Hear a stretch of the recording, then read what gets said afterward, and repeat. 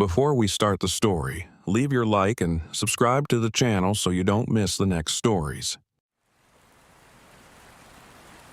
I'd been dreaming of a week alone in the Sawtooth Mountains for months, maybe years. Solitude, silence, the smell of pine drifting through the breeze. Just me, my RV, and the wilderness.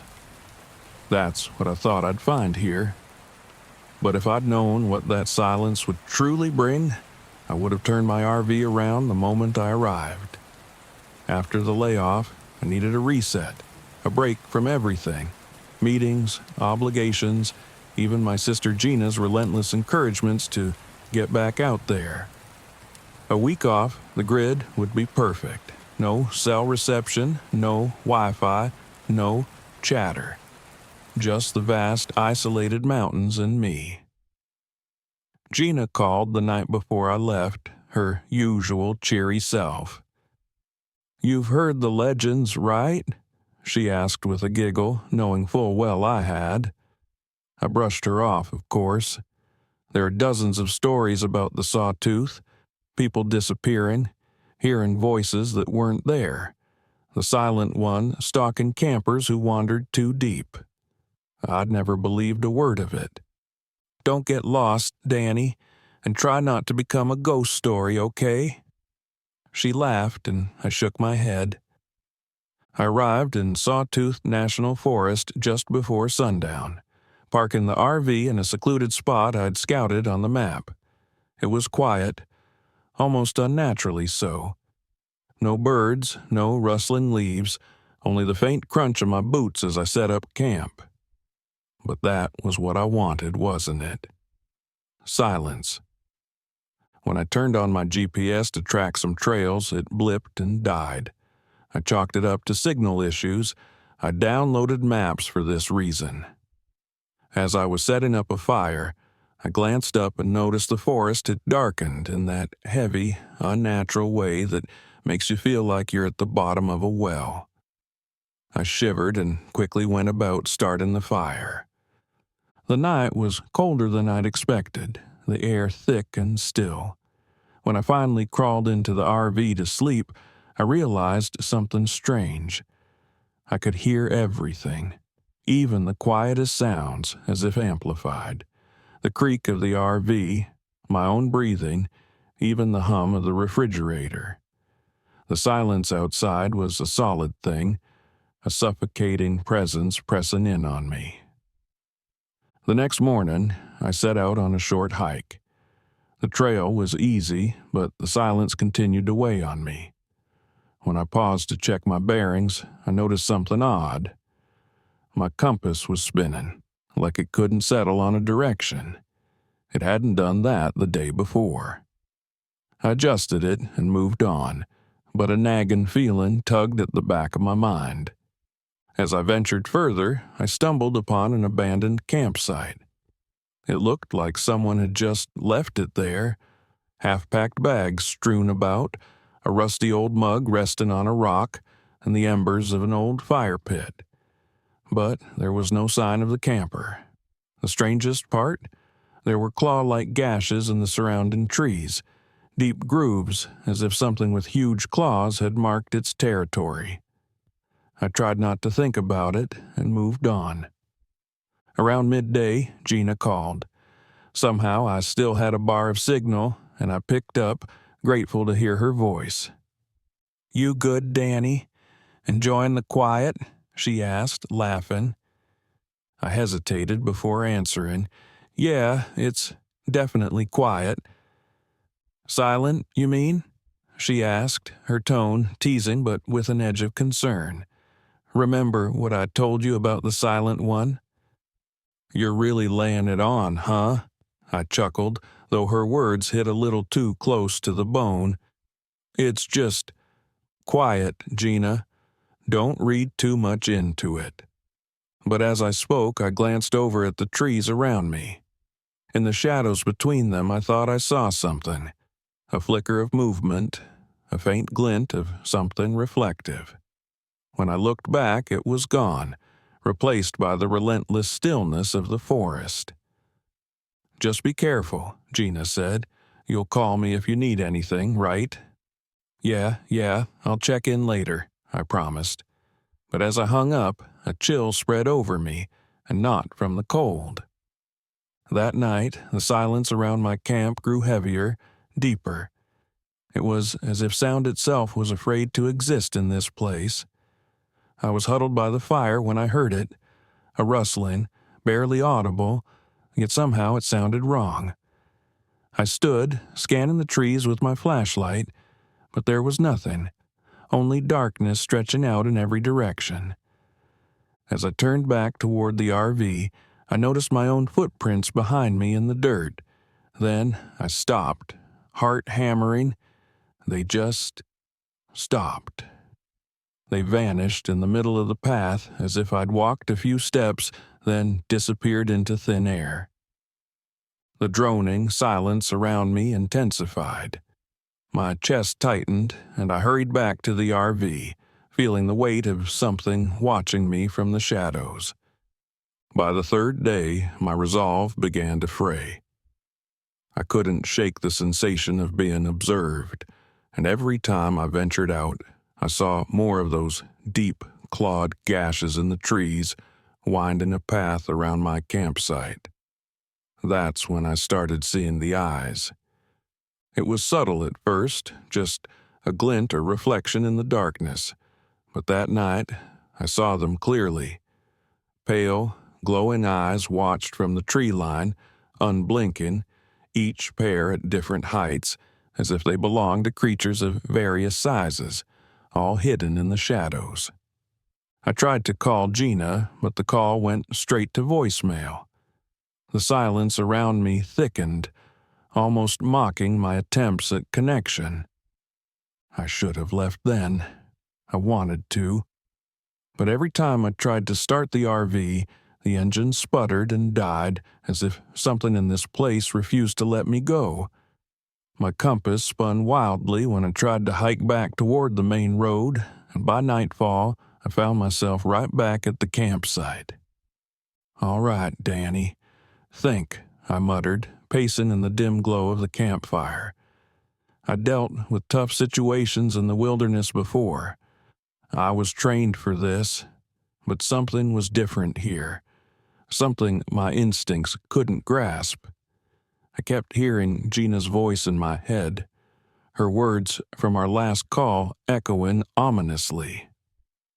Then I remembered one of the stories she'd told me, a story about people marked by the Silent One, trapped in the forest, unable to leave unless they made an offering. It sounded insane, but at this point, I was desperate. I grabbed my knife and made a small cut on my palm, allowing a few drops of blood to fall onto the ground by the fire. The silence around me shifted, and I felt an almost imperceptible sigh, like the forest had taken note. But the relief was short-lived. Moments later, I heard footsteps crunching toward me through the brush.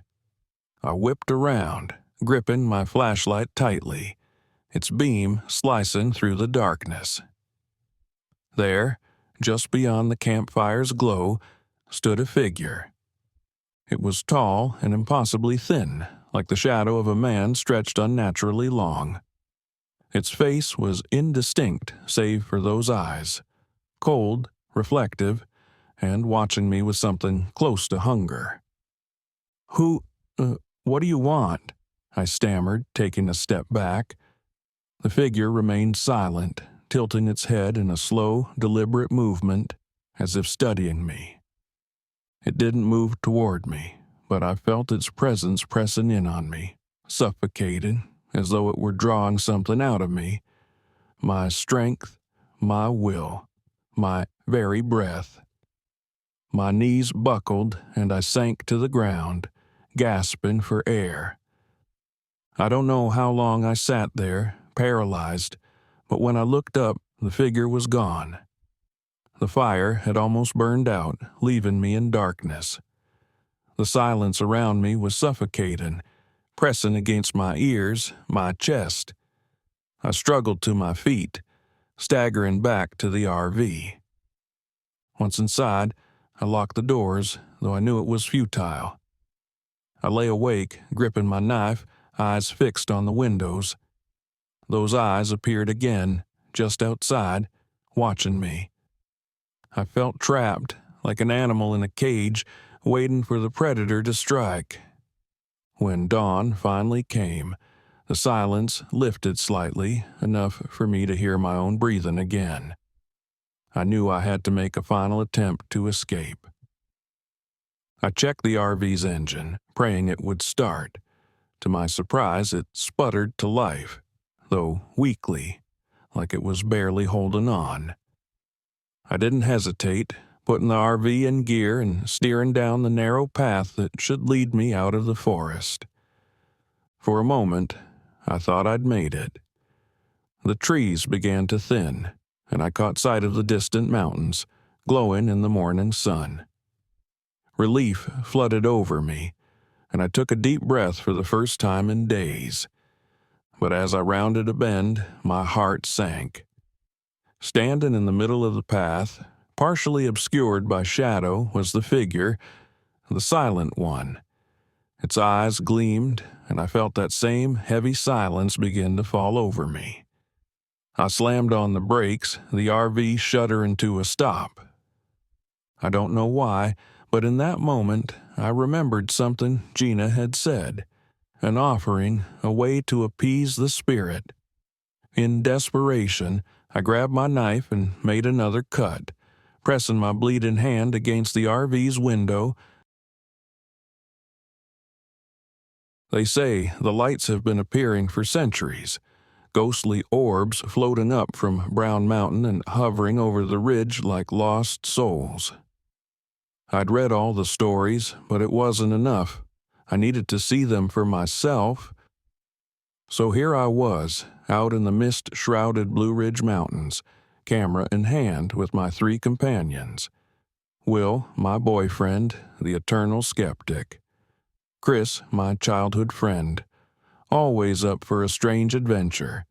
And his little sister, Allie, who clung to horror tales like they were gospel. As the fog thickened around us, I gripped my camera a little tighter. The mountains were beautiful by day, with sunlight filtering through layers of green and brown. But as night crept in, that beauty transformed. The mist swirled, dampening the air and deadening every sound, as if the mountains were holding their breath. I adjusted the lens, hoping to catch a glimpse of those famous lights, the only thing I had on my mind since we'd parked the RV here at sunset. Chris was busy unpacking, setting up a small fire. Allie threw down her bag with a smirk. "What do you think? Maybe tonight we'll see the phantom drummer," she said, laughing, her voice bouncing off the trees around us. Will rolled his eyes. "Phantom drummer? Really, Allie?" Chris, though always one to brush off ghost stories, shot a glance at his sister. "I've heard about him, too. Some people say he's a lost soldier, Revolutionary War or something, maybe drumming out signals to troops who'll never come." I laughed it off, but I felt a chill. Even Will's skeptical grin faltered just a bit. The fire crackled, spitting sparks, and I felt my excitement mingle with something else, a hint of dread. "Come on," I said, changing the subject. "Let's get settled before it's too dark. The sooner we set up, the sooner I can start photographing." Will started fumbling with the tent poles, mumbling, "All this hype over a natural phenomenon. It's just lights, earthquakes or gas pockets or something. People will believe anything." That was Will. Steady, reasonable, and annoyingly closed-minded when it came to the things that fascinated me most. I ignored him, focusing on adjusting my camera. But as I peered through the lens, something odd happened. The screen began to glitch. The image wobbled and blurred, and for a second, I saw a flash of something dark. A shadow? When I looked up, the fog around us seemed denser, somehow, like a gray shroud had settled over the entire campsite. "Hey, did anyone else hear that?" Allie said, her voice barely a whisper. At first, there was nothing but the hiss of our little fire popping in the silence, but then, faintly, like a pulse carried on the mist, I heard it too. A rhythmic thudding, steady and distant, like a heartbeat in the mountains. "Probably just echoing sounds," Will said quickly, trying to brush it off. "Could be anything." I shared a glance with Chris. He didn't look convinced. Allie gave us a mischievous smile, clearly ready to believe anything spooky. The drumming stopped abruptly, and for a few minutes everything was quiet again. Allie relaxed, and Will shook his head, muttering to himself as he pitched the tent. But that was only the beginning. By the time the stars began to show, we'd settled in around the fire, sharing snacks and stories to pass the time. The drumming had been forgotten, or maybe pushed to the back of everyone's mind as we waited for the lights. Then, just past midnight, they appeared. At first, they were just distant glimmers along the ridge, pale yellow and white, flickering like lanterns in the mist. I fumbled with my camera, positioning it carefully, but the moment I focused in, the lights would vanish, then reappear somewhere else, just out of reach. "Did you get it?" Chris whispered, leaning close, his breath fogging in the cold air. "No, it's like they know I'm trying to capture them," I replied, frustration tightening in my chest. I hit the shutter anyway, snapping random shots, hoping for something, anything. "They're closer now," Allie said, her voice wavering. "I swear, they're coming closer." The lights began to drift down the ridge toward us, floating in eerie silence. Will snorted, shaking his head. "Gas pockets," he said, but even he couldn't tear his eyes away. But the drumming returned, louder this time, faster, like a summons echoing through the fog. It beat in time with my heart, steady and unrelenting.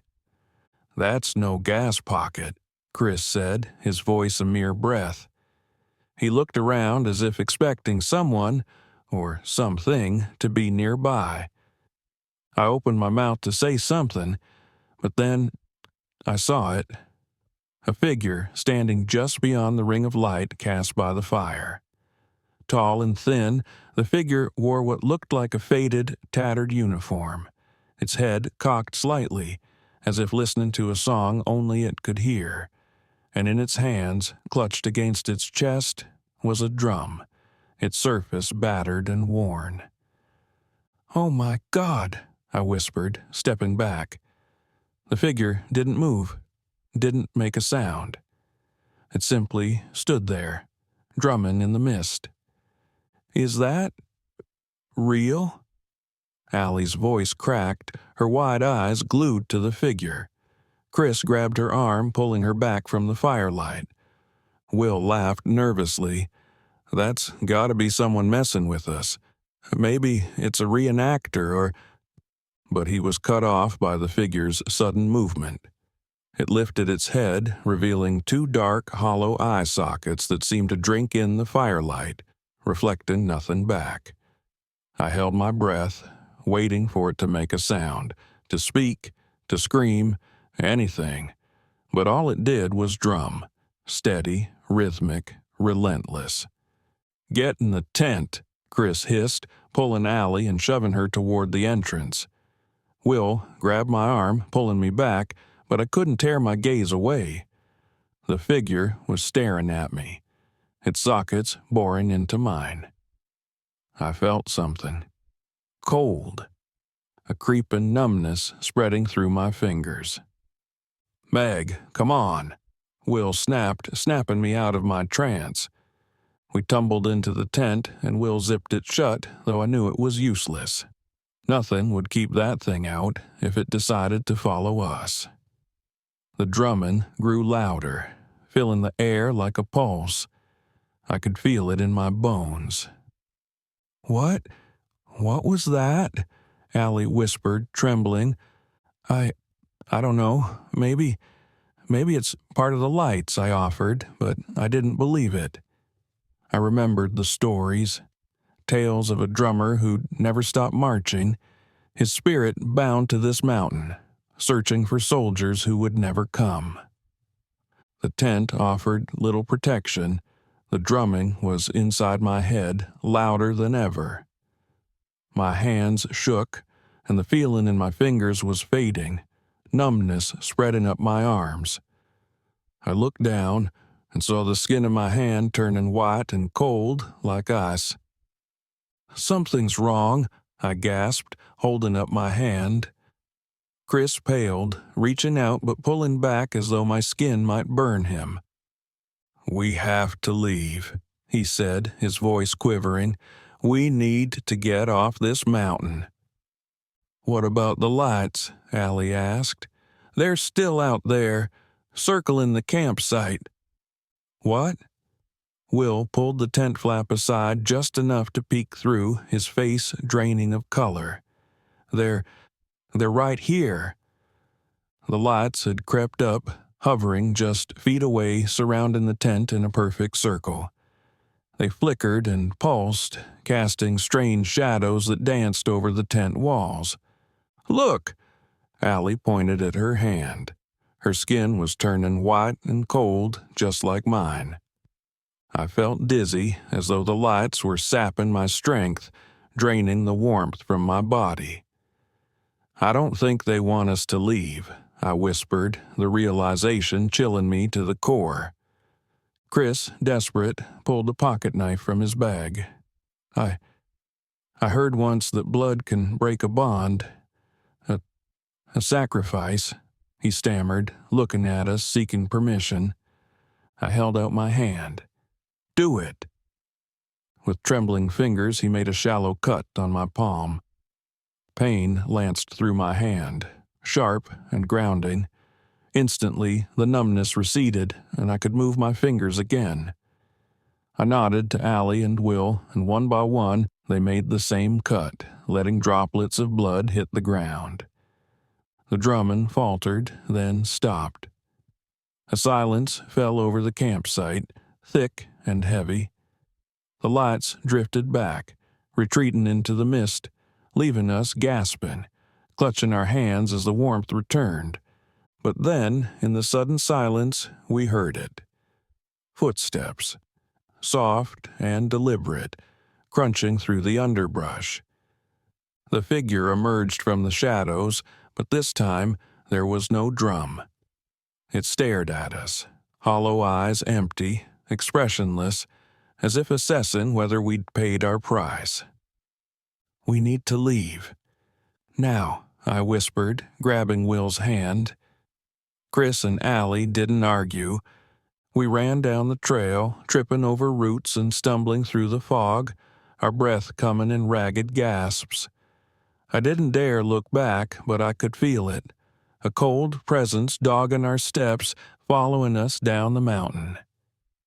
Finally, as the first light of dawn crept over the horizon, the fog lifted and the presence fell away. We reached the road, gasping, exhausted, barely able to stand. The lights had disappeared, leaving only the quiet mountain behind, as if nothing had happened. Weeks later, I reviewed the footage from that night. Most of it was blank, obscured by static and glitches. But one frame caught my eye. There, captured in perfect detail, was the figure of the drummer, standing at the edge of the firelight, his empty eyes staring straight into the lens. Even now, I can still hear the drumming in my dreams, a slow, steady beat that calls to me from the depths of Brown Mountain, reminding me of the price we paid to escape. There's a strange satisfaction in being lost in nature, knowing you're miles from any living soul. I came to the Black Hills looking for that solitude. After nearly a decade of work in a gray office, a single desk lamp my only light, I needed to be away. Somewhere the only sounds would be birds and wind. I arrived in the Black Hills National Forest late on a Tuesday, my RV bumping along a dirt road I'd spotted on the map. It wasn't a marked campsite, but that was the appeal. I wasn't here for campfires or cookouts. I was here to shoot landscapes and chase solitude. The forest closed in tighter as the road narrowed, trees looming over the RV like dark sentinels. Finally, I found a flat clearing by a shallow creek, just big enough to park. I checked my gear and texted my friend Alex, who was hiking somewhere nearby. We'd connected on a camping forum a few weeks back, and he was somewhere in the Black Hills himself. "Hey, I found a spot," I typed. "Planning to stay here a few days, then meet up at Sylvan Lake?" My message failed to send, though. No signal. It didn't bother me. Solitude, remember? I figured I could reach Alex on the walkie-talkies we'd packed, a backup plan for times like these. I'd radio him tomorrow morning. But that night, as I lay on my cot, something strange gnawed at the edge of my awareness. The forest was too quiet. I told myself it was because I'd left the city behind. City noise fills your brain like white noise, covering every creak and crackle. Here, every sound was singular. Leaves rustling, a branch snapping, the wind weaving through branches with a low, unsettling sigh. All harmless, right? But as I closed my eyes, the whisper started. It was faint, distant, like someone mumbling from behind a wall. I ignored it at first, but it grew louder, the words broken and distorted, though my name came through clearly. "Lucas, come, here." The whisper drifted off, fading into silence, and I told myself it was the wind playing tricks, or maybe a nearby camper with a loud radio. Either way, I ignored it. The next morning, I radioed Alex, and he picked up almost immediately. "Lucas, hey man, where are you?" "Near the creek on Hilltop Road. I'll find it on the map for you later if you're nearby." "Sounds good," he said, his voice fading in and out. "The place I'm at is a bust, so I might join you later. Let's touch base tonight." It felt good to talk to someone, even briefly. The loneliness out here was starting to press down on me, and I didn't want to admit that. I didn't want to admit that as the sun set, an uneasy feeling grew. But that night was worse. I'd been hoping for starlit skies, a perfect night for photography, but the clouds rolled in, blanketing the woods in darkness. I couldn't see past the RV's headlights, and the shadows seemed deeper than before. I tried to sleep, but tossed and turned, and eventually gave up, grabbing my flashlight to step outside for some air. The night felt thick, oppressive, as if the trees themselves were crowding closer. I stood there for a moment, breathing in the cold air, listening. Then, just beyond the reach of my light, I saw him. A figure, tall and impossibly thin, standing motionless in the dark. The flashlight beam couldn't reach far enough to reveal details, but I could see enough. Its silhouette was human, yet wrong. The arms and legs were too long, the head cocked at an unnatural angle. I froze, heart racing. I wanted to shout to ask if he was lost or needed help, but my voice stuck in my throat.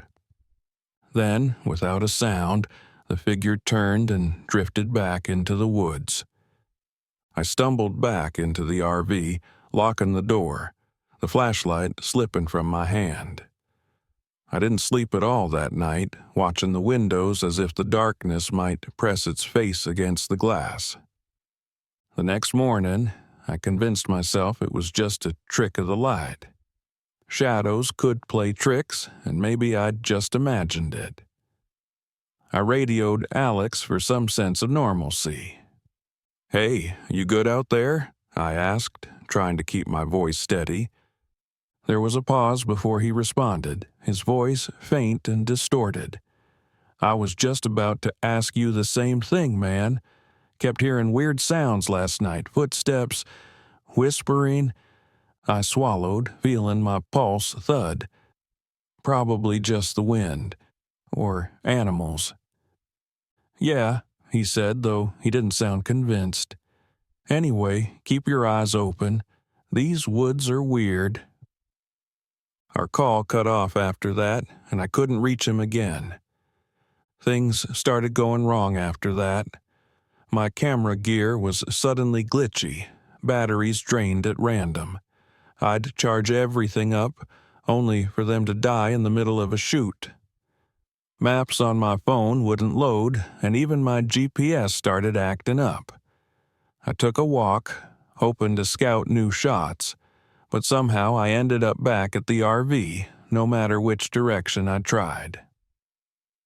I was sitting outside that evening, feeling the isolation gnaw at me. That's when I noticed it. Something had been here. A rough circle of disturbed earth stretched just beyond my campsite. I walked closer, staring at the strange twisted symbols gouged into the soil and on nearby trees. They looked almost like faces, wide, hollow eyes, elongated mouths. I took a step back, the hairs on my neck prickling. As I turned to head back, I felt it, a chill like cold breath on my neck. I whirled around, but no one was there. Just the trees, watching in their silence.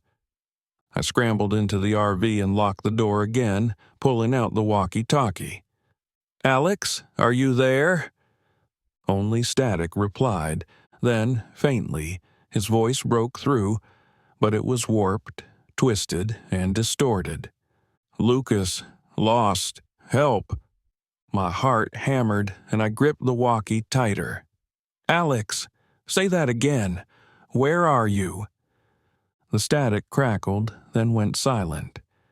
I was alone again, nothing but the pounding of my heart and the whisper of the wind. That night, I didn't sleep. I sat in the RV with every light on, eyes darting to every shadow that moved outside the windows. Around midnight, the walkie-talkie crackled to life on its own, and I nearly jumped out of my skin. "Lucas," the voice whispered. It was soft, too soft, as if someone was right beside me. "Lucas, come outside. Find the road."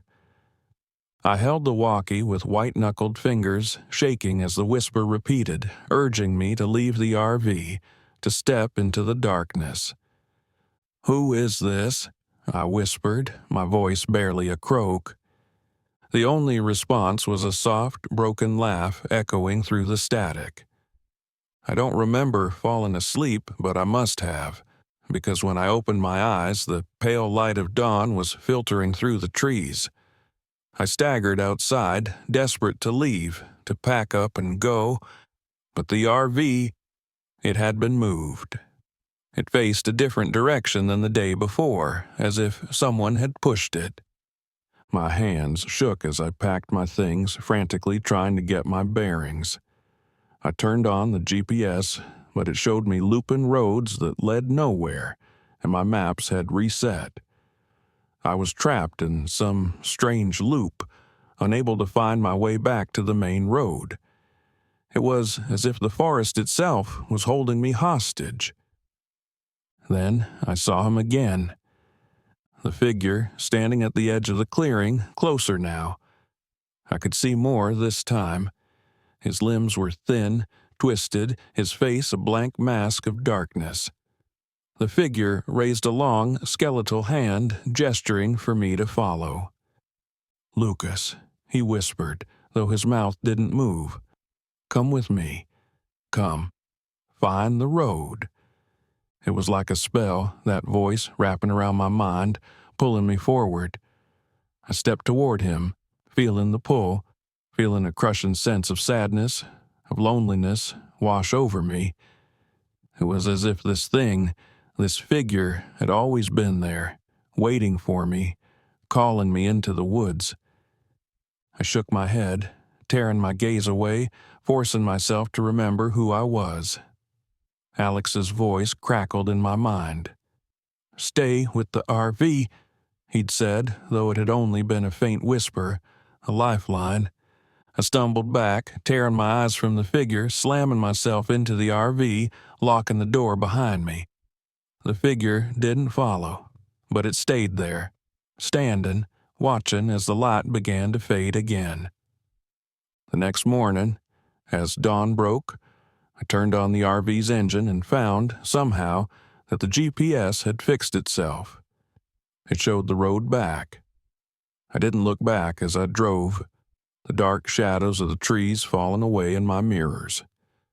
When I finally reached the ranger station, Alex was there, waiting. He looked at me, wide-eyed, his face pale. "What happened to you, man?" I opened my mouth to tell him, but the words wouldn't come. How could I explain the whispers, the strange figure, the feeling that I'd almost lost myself? Alex didn't press. He looked at me for a long moment, then nodded as if he understood. Now, back in the city, the shadows feel too close. In the silence, I hear the whispers still, calling my name, coaxing me back to the woods. I haven't gone back, and I know I never will. But sometimes when I close my eyes, I see him, waiting, calling, forever trying to lure me back to the lost road. It was supposed to be a simple trip. Just me, my camera, and the rugged silence of Badlands National Park. I had been feeling uninspired, burned out from months of routine photography gigs that dulled my sense of purpose. I thought a few days alone would bring me the clarity I needed, maybe even the shot that would reignite my work. But the Badlands had other plans. I drove my RV deep into the park, far from the few scattered campsites. The rocky landscape stretched out like a different world, with jagged cliffs, barren hills, and spires of stone reaching toward a pale sky. There was no one else around for miles, exactly the isolation I craved. I parked in a secluded spot where the jagged rock formations and open prairie felt almost alien, wild and untouched. The first night was uneventful. I sat outside under a sky spilling with stars, listening to the silence, my camera at the ready. But even then, something felt off. It was too quiet. No wind, no insects, no distant animal calls. Just an unsettling, total silence that seemed to press in on me. I brushed it off as nerves. It wasn't every day I took an impromptu trip into one of the most desolate parks in the country. By morning, I'd shaken off the feeling and was ready to explore. I was eager to capture some of the famous rock formations at dawn, but my camera lens started acting up almost immediately. It wouldn't focus properly, and the spare battery I'd brought had mysteriously drained overnight. I cursed under my breath, wondering how both batteries had gone so quickly. As I fiddled with the lens, I heard it, the faintest whisper, echoing from somewhere in the distance. I paused, straining to hear, but there was nothing. Only the silence. I told myself it was the wind and tried to ignore the prickle at the back of my neck. I took a few more photos, but they all felt flat, lifeless, like the park itself was refusing to be captured. The next night, as I sat by a small fire, I heard the sound again, this time clearer, a soft, low murmur like voices drifting on the wind. But there was no wind, no source for the sound. I gripped my flashlight, peering into the darkness beyond the firelight. I thought maybe I'd been alone for too long, that my mind was playing tricks. That's when I saw them. 2 points of light, high up on a distant rock formation, reflecting the glow of my fire. Eyes watching me. I told myself it was an animal, probably a coyote or a mountain lion, and yet something about those eyes was different, somehow knowing. They didn't move, just stared, unblinking. I kept the flashlight trained on the spot, but when I looked down at my camera, those eyes had disappeared, leaving me with nothing but the shadowy rock formations and the sinking feeling that I was not alone. The next morning, I tried to brush off the encounter. I headed out, determined to find a few more shots before packing up. But as I wandered deeper into the park, the feeling of being watched returned, this time stronger. The echoes began to follow me, like voices just beyond my reach, too soft to understand, but close enough that they pricked my nerves. It was only midday, but the light seemed to grow dimmer, as if the shadows themselves were pressing in. I spent the rest of the day trying to navigate back to my RV, but everything felt wrong. Trails I thought I knew twisted and turned, leading me in circles. Landmarks I'd marked out in my mind disappeared or seemed unfamiliar, almost as if the landscape itself was shifting. I was lost, exhausted, my legs aching as I stumbled over the uneven terrain. The voices grew louder as the light waned, now almost calling to me, echoing around the cliffs and seeming to grow closer. They sounded like my voice, yet distorted, stretched. At one point, I was certain I heard my own voice calling, whispering my name. Ethan. The sound made my skin crawl. I spun around, flashlight sweeping over empty rock formations and barren land. There was no one there, of course. Just the same relentless silence and that faint, rotten smell that I couldn't place. I quickened my pace, my only goal now to find the RV and get out of this place. But every path I took seemed to lead me deeper into the maze of rocks, and my flashlight flickered ominously, its beam stretching thin against the darkening sky. Then, out of the corner of my eye, I saw it. A figure, tall and thin, crouching between two rocks in the distance. It looked like a man, but something about it was wrong. It was too dark, blending with the shadows, with limbs that bent at odd angles. And those eyes, those same reflective, glowing eyes, watched me intently, unblinking. I froze, my mouth dry, my heart pounding in my chest. The figure didn't move. It just watched, as if waiting, assessing.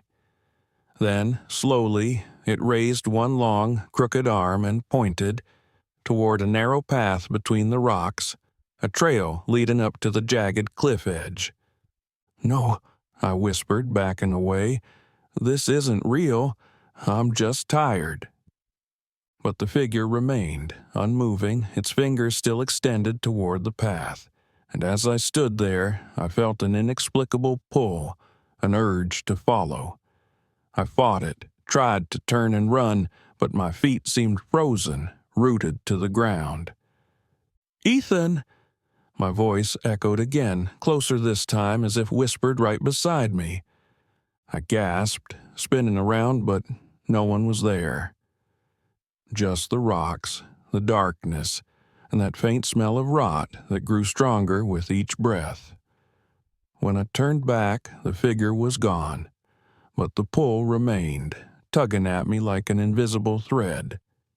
Against my better judgment, I found myself walking toward the path it had pointed to, moving as if in a trance.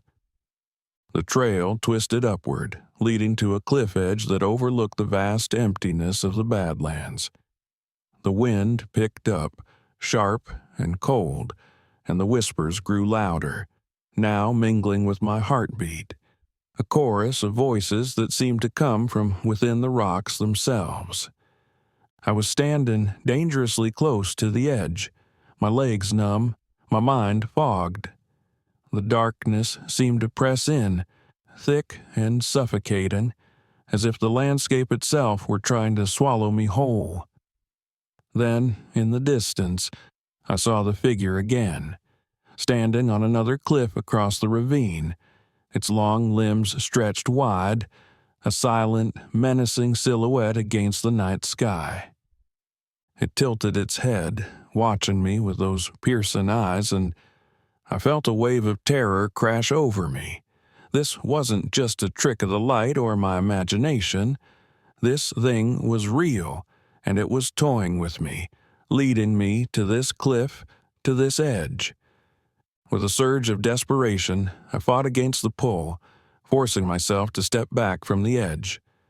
The fog in my mind began to lift, and the voices faded, replaced by the familiar silence.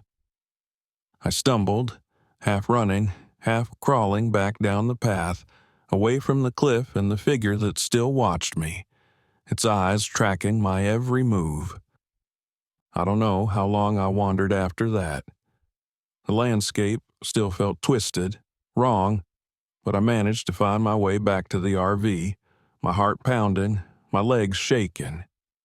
I climbed inside, slamming the door and locking it, as if that flimsy barrier could keep out whatever it was that lurked in those rocks.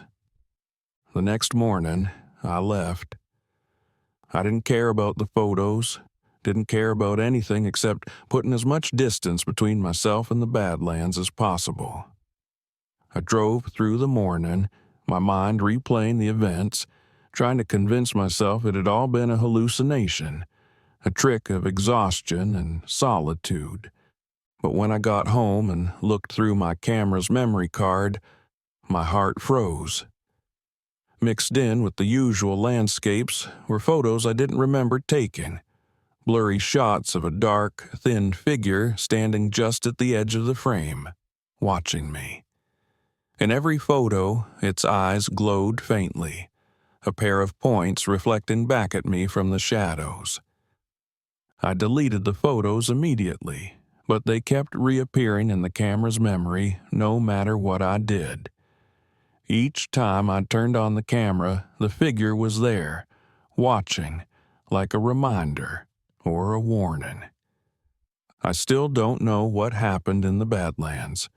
I don't know if I stumbled into something ancient, something that didn't want to be disturbed, or if I was just losing my mind in the silence. But the memory of those eyes, of that figure pointing toward the cliff, it haunts me. And sometimes in the dead of night, when the world is quiet and still, I think I hear it again. That voice, my own voice, calling my name from somewhere just out of reach. Ethan? I'd convinced myself I needed this trip. After the breakup, I felt like I was losing my grip, suffocated by the constant buzz of work and the mess that came after a long relationship suddenly ends. So, I planned this camping trip with my brother Tyler and our old friend Lucas, thinking it'd be a relaxing escape. That's how we ended up driving an RV through the winding roads of Devil's Den State Park in Arkansas. I'd read about its trails and caves, and in the pictures, it looked like the perfect place for peace and quiet. What I didn't know was that this place had a reputation for things other than peace. By the time we arrived, dusk was settling over the dense trees. Lucas, who seemed particularly excited, leaned over from the back seat as I parked the RV in our isolated little campsite. "Did you know this place is haunted?" I rolled my eyes, a half smile creeping in despite myself. "Lucas, seriously? You can't wait even 5 minutes before bringing up ghosts?" "Just thought I'd throw it out there," he said with a grin, unloading his bag. Tyler chuckled, which surprised me, given that he hated ghost stories almost as much as I did. I could already feel the irritation building as Lucas leaned in with his usual gusto. People say a shadowman haunts these woods, I scoffed, busying myself with setting up camp. Sure, I think I'll take my chances. But the truth was, Lucas's stories always had a way of sticking in my head, especially in places like this, where the silence was so thick it seemed to press in on all sides. That night, we sat around the fire, talking about anything but the ghost stories that Lucas kept trying to slip in. It was nice, actually, for a while. As the last embers started to fade, I stood to turn in. That's when the first shiver hit me. It was late, and the air was already cold, but this was different. A biting chill that seemed to reach down to my bones. Tyler noticed it too. "Is it just me, or did it suddenly get way colder?" he asked, pulling his jacket tighter. Lucas only smiled, his eyes glinting in the firelight. "Oh, that's just the shadowman saying hi." "Knock it off," I muttered, pulling my coat around me and heading to the RV. I could still hear Lucas chuckling softly as I shut the door. But the uneasy feeling didn't leave when I crawled into my sleeping bag. Every rustle outside seemed amplified, echoing in the stillness. When I finally drifted off, it was to the sound of footsteps outside the RV, like someone walking slowly, deliberately, in circles. I convinced myself it was just Tyler or Lucas outside, but the rhythmic crunch of footsteps continued, never changing pace, never fading. Eventually, I forced myself back to sleep, though I felt strangely watched, even inside the RV. The next morning, I woke up to a nasty surprise. The generator had failed, leaving us without power or running water. We spent half the morning trying to get it started before giving up, and on top of that, our camping stove was malfunctioning. It was just one problem after another, and soon I felt my patience fraying. Then there was Tyler. He kept complaining about little things, from the trail I'd picked to the food I'd packed. By noon, we were snapping at each other like kids, and Lucas just watched, enjoying the show. "You know," he said as we hiked up a particularly steep incline, "this is exactly the kind of place where people start seeing things." "Yeah, Lucas, like the back of my hand coming at you," I muttered, not in the mood for any more ghost stories, but he continued, ignoring my irritation. "They say the shadowman can get into people's heads," Lucas continued, his voice dropping to a whisper as we reached a clearing, "and that he's drawn to campfires and laughter. You hear him first, just footsteps, and then, once he's got your scent, he doesn't stop until he's standing right behind you." "Enough already," Tyler cut in. "You're freaking us out." "Oh, come on. You're not scared, are you?" Lucas taunted. But even as we brushed him off, there was something about his story that stayed with me. By the time we returned to camp, the sun was setting, and the shadows under the trees grew long and dark, like they were watching us, waiting. The smell hit us as we sat around the fire again that night. A faint, sickly sweet scent of rot lingering in the air. Lucas shrugged it off, saying it was probably an animal nearby, but I couldn't shake the feeling that something was off.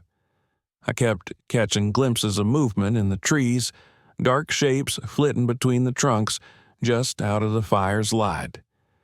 It was probably just my imagination, I told myself. Then I heard it. A soft, rhythmic crunch, like footsteps coming from somewhere in the darkness. "Do you guys hear that?" I whispered. Lucas grinned. "I told you, didn't I?" But Tyler looked uneasy, scanning the trees around us. "Stop joking, man. It's probably a deer or something." The footsteps continued, circling us in slow, deliberate movements, Lucas lifted his flashlight, shining it into the trees, but there was nothing. Just shadows that seemed to shift and stretch, melting back into the night. I felt that chill again, the same one from last night running down my spine. The fire crackled, and I pulled my coat tighter, trying to ignore the knot forming in my stomach. I told myself it was just Lucas messing with us. But as I lay in the RV later that night, listening to the same slow footsteps circling the vehicle, I wasn't so sure. The following morning, Tyler woke up with scratches down his arm, long red lines that hadn't been there before. He blamed it on the brambles we'd hiked through, but his voice wavered. I could tell he was rattled. Then it happened again, this time to Lucas. That night, he swore he heard someone calling his name, a voice like mine, but distorted, muffled. I knew he wasn't joking because for once he looked genuinely frightened. "It was you," he whispered, his voice trembling as he recounted the story by the fire. "But not you." "What does that even mean?" I asked, though the hair on the back of my neck prickled. "It was your voice, Jenna," he continued, his face pale. "But it sounded wrong." As he spoke, I noticed something move just beyond the firelight. A tall, shadowy figure standing silently in the trees, watching us. Its eyes, or rather the two hollow spaces where eyes should be, reflected the firelight, flickering like the embers. I blinked, and it was gone. We all saw it then, the dark figure. Tyler grabbed my arm, his fingers digging in. "We need to leave," he whispered, his voice barely audible. But the figure didn't move.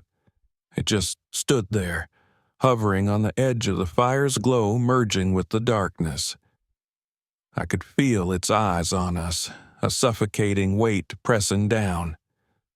We retreated to the RV, locking the doors and pulling the curtains tight.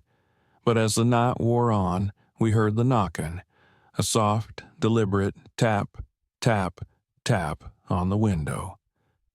Tyler and Lucas were both pale, frozen in their seats. Then the voice started. It sounded like me at first, calling Tyler's name, just as Lucas had described.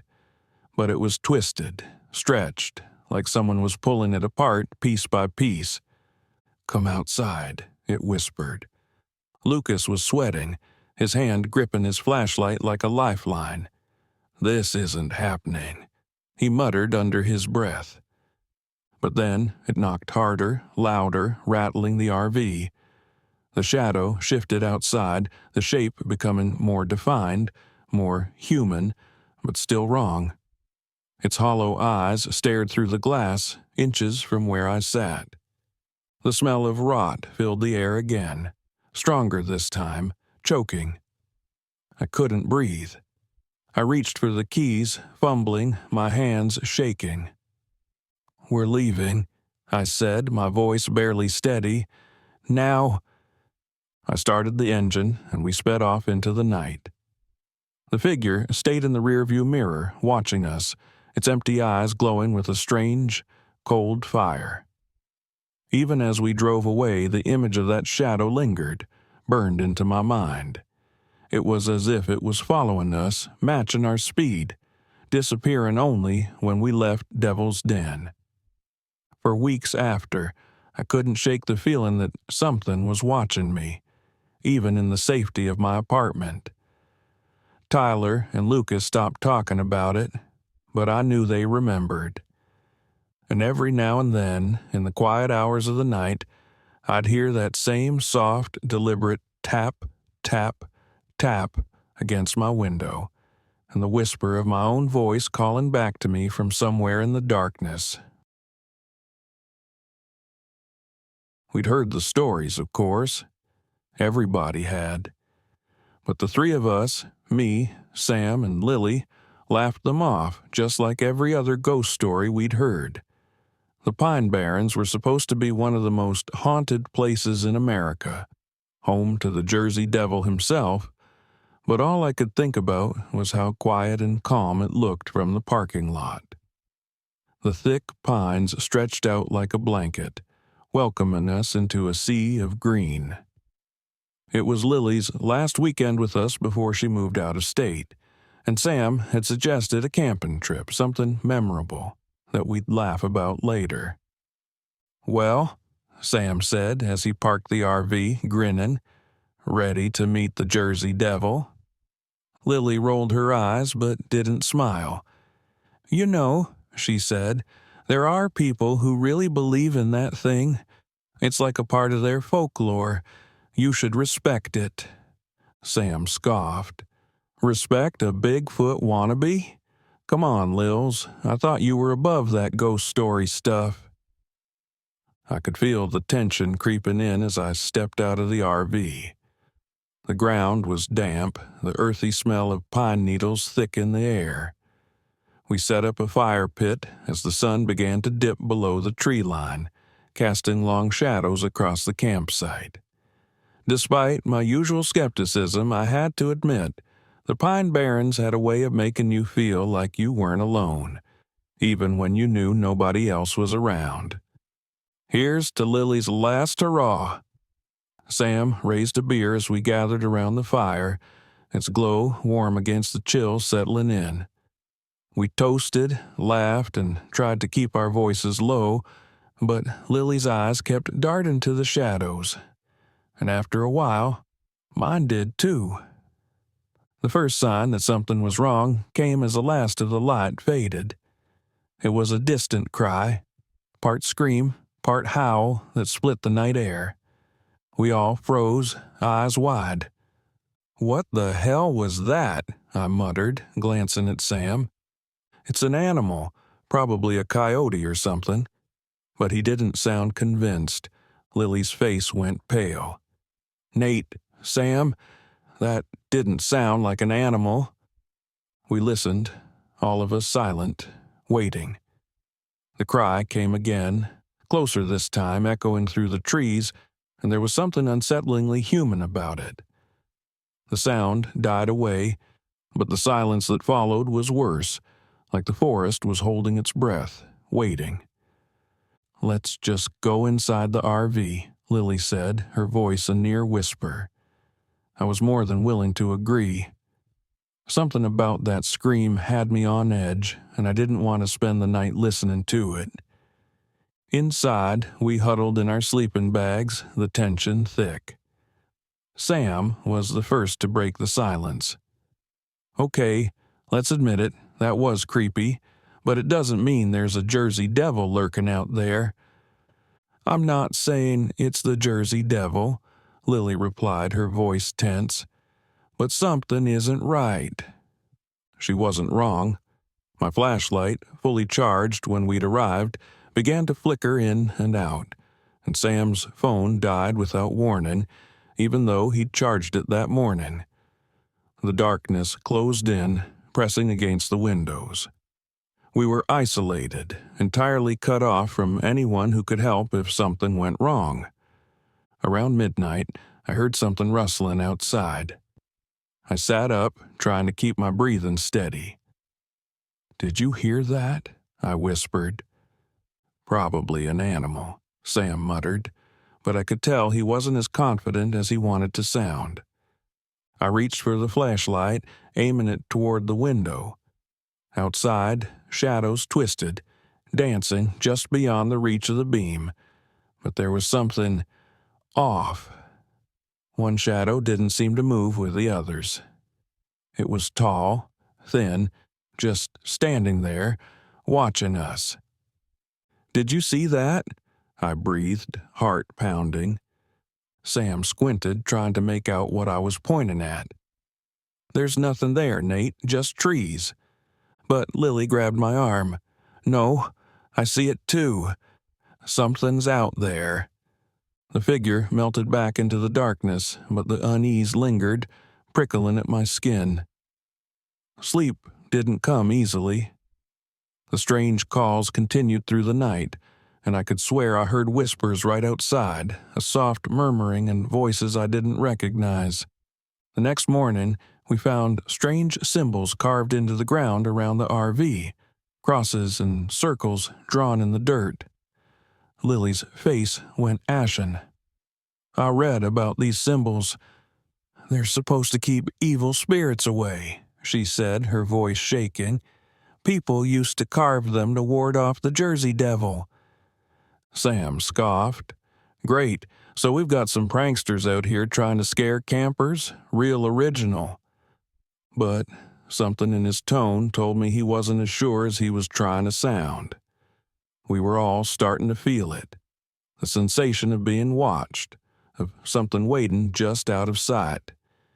Every noise felt like it was meant for us, like the forest was speaking in its own strange language, trying to lure us deeper. And then, late that night, the forest started speaking in our own voices. We were sitting around the fire, trying to ignore the shadows pressing in when we heard it. Sam! It was my voice, calling from somewhere deep in the trees. Sam looked at me, eyes wide. Nate, did you just— No, I replied, my voice thick with dread. I didn't say anything. Then came Lily's voice, soft and distant, echoing through the woods. Nate, help me. Please. Lily was right beside me, her face pale, lips trembling. That's not me, she whispered. It's mimicking us. Sam, for once, was speechless.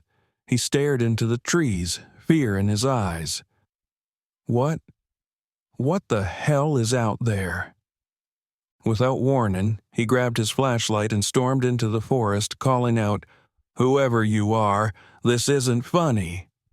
Sam, stop! I shouted, scrambling to my feet. Don't go out there! But he was already gone, disappearing into the darkness, his voice fading with each step. Lily and I stood at the edge of the firelight, listening to his calls until they went silent. I held my breath, heart pounding, waiting for him to come back. Then we heard it, a scream cut short. Lily grabbed my arm, nails digging into my skin. We have to go after him, she whispered, her voice trembling. We plunged into the darkness, guided only by the flickering flashlight. The shadows closed in around us, and every rustle, every snap of a branch, sounded like footsteps. The forest felt alive, like it was closing around us, swallowing us whole. We found Sam a few minutes later, standing rigid, staring into the trees. His face was pale, eyes wide, like he'd seen something he couldn't understand. When I touched his shoulder, he flinched, turning to look at me with haunted eyes. What did you see, Sam? I asked, my voice barely a whisper. He shook his head. It had my face. It looked just like me. A cold chill ran down my spine. The Jersey Devil wasn't a monster with wings and horns. It was something much worse, something that could mimic us, that could blend in, becoming whatever it needed to draw us deeper. We'd heard our own voices calling from the trees, seen our own faces reflected in the darkness. That night, we huddled in the RV, every light on, desperate to ward off the dark. But the voices continued, calling to us, pleading, each one sounding more like us than the last. By dawn, none of us had slept, and all we could think about was escape. We piled into the RV, but when I turned the key, the engine sputtered and died. Sam cursed, pounding his fists against the steering wheel. We need to get out of here. Lily was shaking, whispering to herself, It's not real, it's not real, it's not real. But it was real. I knew it was, and it wanted us to stay. The figure appeared again as the sun started to set, standing just beyond the reach of the RV's headlights. This time it looked like Sam. Same height, same build, but its face was a twisted, hollow version of his, eyes empty, mouth curved into a mocking smile. It raised a hand, beckoning us forward. "Don't look at it," I whispered, gripping Lily's hand. "Just don't look." But Sam was transfixed, staring at the thing with a look of horror and fascination. It's me," he whispered. He stood, stepping towards the door. "Sam, don't," I yelled, pulling him back, but he shrugged me off, his face pale and blank, like he was in a trance. The figure disappeared as he stepped outside, swallowed by the darkness. And then there was silence. The next morning, Sam was gone. We searched the woods, calling his name, but all we found were more symbols etched into the ground, lines and circles winding around the trees, forming a path into the heart of the barrens. Lily was a mess, her hands shaking as we stumbled back to the RV. "It wanted him," she whispered, her voice hollow. "It was hungry." We started the engine. Somehow it worked this time, and drove out of the barrens without looking back. Neither of us spoke, the silence thick with the memory of Sam's last hollow scream echoing in our minds. As we left, I thought I heard his voice one last time, calling my name from the trees, a faint, distant sound that faded as we sped away. But part of me knew that it was more than just memory. Whatever was out there had taken Sam, and it wasn't done. I returned a year later, despite the nightmares that haunted me. I parked in the same spot and stepped into the woods, drawn to the place where we'd lost him. The forest was still, but as I stood there, I heard it, the faint sound of my own voice, calling from somewhere deep in the trees, followed by Sam's, pleading, "Nate, help me." I turned and walked away, leaving the pine barrens in silence, haunted by the knowledge that it was watching. When Jack suggested hiking through the Smoky Mountains, I laughed at first. He'd been talking up his latest wilderness challenge for weeks, convinced he could handle the Appalachian backwoods as easily as he handled his cushy sales job. I'll admit, though, I was curious about the place's raw beauty and isolation. I wanted to get out of the city, too. So I shrugged and agreed, roping my friend Ellie and Jack's best friend, Mark, into the mix. It was meant to be an adventure. 2 nights in the wilderness, hiking some of the deepest trails in the Smokies. Jack assured us that his GPS and maps would be enough to get us where we needed to go, so we packed light and set off that chilly October morning, our RV parked miles behind us as we hit the trail. By late afternoon, we'd gone far enough that the ranger station we'd passed felt like a distant memory. The mountains loomed high above, shadows lengthening as the forest closed in tighter.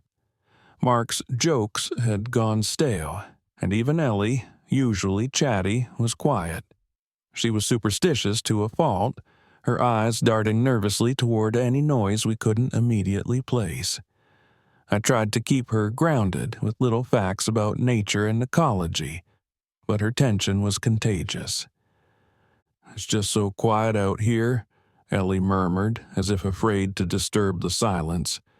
"It's like the whole forest is holding its breath." Jack shrugged off her words with a laugh. "Come on, Ellie. You're going to start spooking yourself. There's nothing out here except us and the trees." She bit her lip and fell back a few paces, staying close to Mark, who was fiddling with his compass, looking perplexed. Jack," he called after a while, his voice uneasy. "My compass is acting weird." Jack snorted.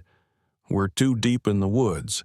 Sometimes that happens. Magnetic interference or whatever." Mark didn't look convinced, but he shrugged it off and stowed the compass in his bag, muttering something about bad vibes.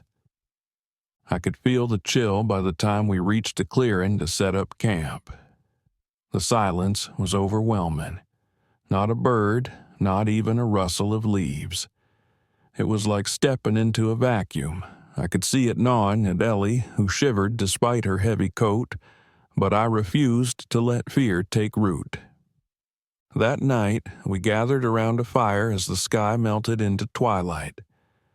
Ellie sat as close as she could, her eyes scanning the darkening woods. Jack leaned back, smug and relaxed, recounting his supposed camping prowess, while Mark took jabs at him, trying to lighten the mood. We finally retired to our tents, hoping for a good night's sleep. But sleep didn't come. Not for me, anyway. Something was wrong. I could feel it. At first, I thought it was just my mind running wild, but then I started hearing it. The crunch of footsteps just beyond our camp. I tensed, holding my breath, wondering if anyone else heard. The footsteps circled our tents slowly, deliberately. I peered out and saw only dark trees, and then a shadow darted across the clearing, too quick to catch. I sucked in a breath, willing myself to stay calm. But the quiet voice that came next, a few yards from my tent, almost made me scream. "Help! Ava! Help!" It was Jack's voice. And yet, I knew he was just a few feet away, asleep. I lay frozen, heart racing. The footsteps retreated slowly, fading into the distance until the forest was silent once more. I closed my eyes, thinking it was a trick of my imagination. That was the only explanation. Right? The next morning, the others were jumpy and on edge. Jack seemed oblivious, but Ellie's hands trembled as she packed up. She looked at me with wide, fearful eyes. "Ava, did you hear anything last night?" I nodded, trying to brush it off. "Probably just a hiker passing by," I said, though I knew how absurd it sounded. "Hikers don't walk in circles around people's tents," she whispered. Jack overheard us and laughed. "You're both spooking yourselves. It's nothing. The wind in the trees or maybe a deer.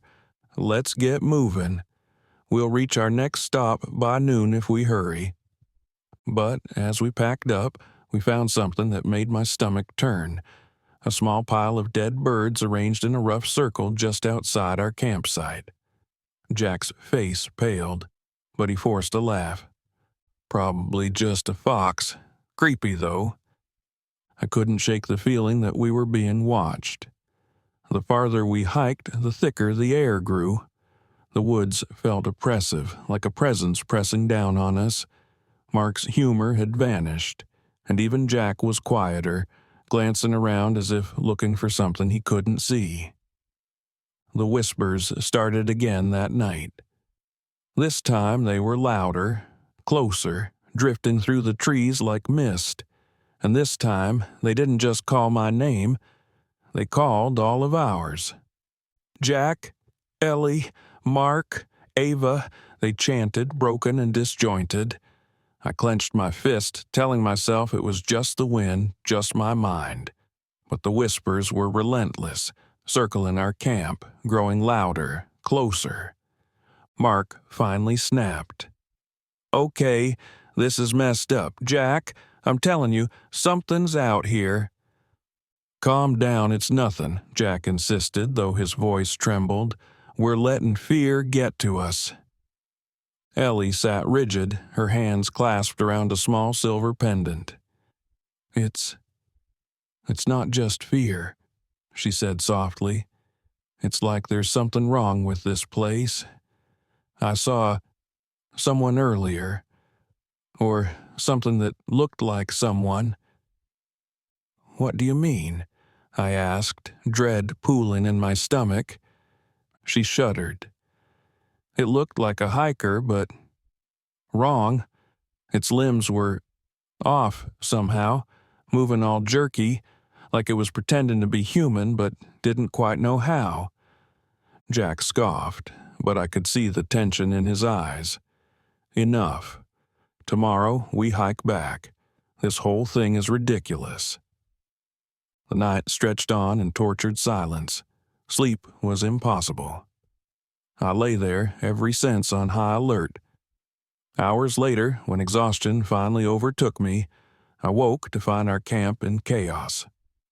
Ellie's flashlight was flickering wildly, casting frantic shadows over the clearing, and Mark was standing, pale and shaken, as he pointed toward the trees. "Look," he whispered, his voice trembling. "It's watching us." I followed his gaze. There, just beyond the tree line, was a figure. It looked almost human, its limbs too long, its head tilted at a strange angle. Its eyes, reflective like an animal's, gleamed in the firelight. The figure moved, jerky and stilted, swaying from side to side like it was studying us. Ellie let out a small, choked scream, covering her mouth. Jack clenched his fists, face set. "We're leaving, now." We scrambled to pack, fear erasing any thoughts of caution. But no matter how fast we moved, the figures stayed close, drifting just at the edge of our vision, following us down the trail. After what felt like hours, we found ourselves back at our original campsite, our panic rising as we realized we'd been looping back in circles. Desperation clawed at me as I looked around, trying to find any way out. Mark pulled out a silver cross from his pocket, clutching it tightly as he turned to face the figure that was now closer, almost within arm's reach. "Back off," he shouted, holding up the cross. The figure halted, its head tilting again as if amused. But when it saw the cross, it recoiled, a guttural hiss echoing through the trees before it vanished into the shadows. The air grew deathly cold, and I felt a tightness in my chest, a bone-deep certainty that we were only making it angry. "Keep moving," Jack urged, his voice tight. "We can't let it corner us." But as we took one step, then another, the whispers returned, louder, more insistent, calling our names in eerie, sing-song tones. And then Jack froze. I grabbed his arm, but he wouldn't budge. His eyes were wide, unfocused, fixed on something just beyond the clearing. His lips moved, forming Ellie's name in a whisper. Before I could stop him, he broke into a run, disappearing into the trees. Ellie screamed, and we chased after him, the darkness swallowing him in seconds. "Jack!" I shouted, but he was gone, his voice echoing somewhere far ahead. "Ellie! Ava!" It sounded so close and yet so distorted, so wrong. We finally found him hours later, slumped against a tree, his face twisted in a look of pure terror, his skin deathly pale. Mark knelt beside him, trying to shake him awake, but I knew. Jack was gone. His chest was still, his eyes glassy, and yet somewhere in the trees, his voice still whispered our names. "Let's go," Ellie choked, pulling me up. "Please, let's just go." We left Jack's body there, the fear gnawing at us, propelling us forward as we ran, stumbling, falling, clawing our way through the undergrowth. I didn't care about the scratches on my skin, the burn in my lungs. I just wanted to escape. By dawn, we stumbled out onto a ranger's trail, collapsing in exhaustion. When we told our story, they returned to the site with us, but Jack's body was gone. The rangers exchanged wary looks, speaking in hushed voices about sightings and echoes that lingered in those woods. We left the Smoky Mountains that day, swearing never to return, but I still hear his voice sometimes. In the quiet of the night, in places where shadows pool, I hear Jack calling, distorted, wrong, just beyond my sight. And I know in the heart of the Smokies, he's still out there, lost and wandering, calling for us to come back.